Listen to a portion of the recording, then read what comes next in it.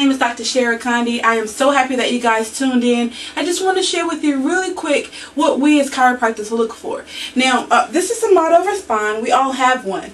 Now, what we look for is, one, if you look at a person straight ahead, their spine should be nice and straight, shouldn't have any curves, rotation, tilt, or twist. Now, one of the things that we look for is posture, because posture is the window to the spine. Oftentimes we can see that someone has a significantly higher shoulder or higher hip or maybe even a forward head posture.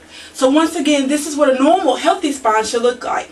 Looking at me straight ahead, this is where my head sits. Spine should line up nice and straight. From the side, you should have nice 3 little pretty curves. One here in your neck, one in your mid back, and one in your low back. Now, what we want to see is, oftentimes we see this in our office where someone, whether they lose their posture through forward head posture or sitting certain hours a day at work, and what we want to do is help you to restore that. Now, let me show you why this is so important. Because your brain sits here, it sends information all the way down through your spine, through your spinal cord. It's protected by this nice vertebral column. It's nice and hard because the structure is very delicate. Now, all of these spinal nerves have an important home. They either go to lungs, hearts, or different functions. But what's important to know is that only 10% of nerve fibers carry pain.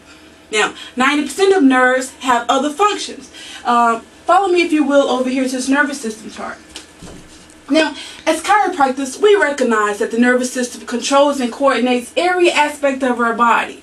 Every organ, every cell, every tissue in our body is under the direct influence of the nervous system.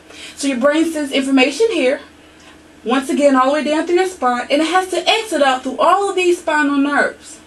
Now, if the brain has to communicate through these spinal nerves, what do you think happens if we cut the nerve that goes to our heart?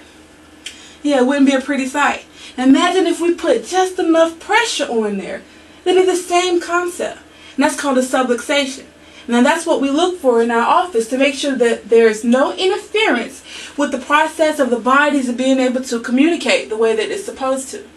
Now, this is just a first of a few series that we're going to learning more about health and expressing life and how to do so abundantly. Thank you so much for tuning in. Can't wait to see you soon. Bye.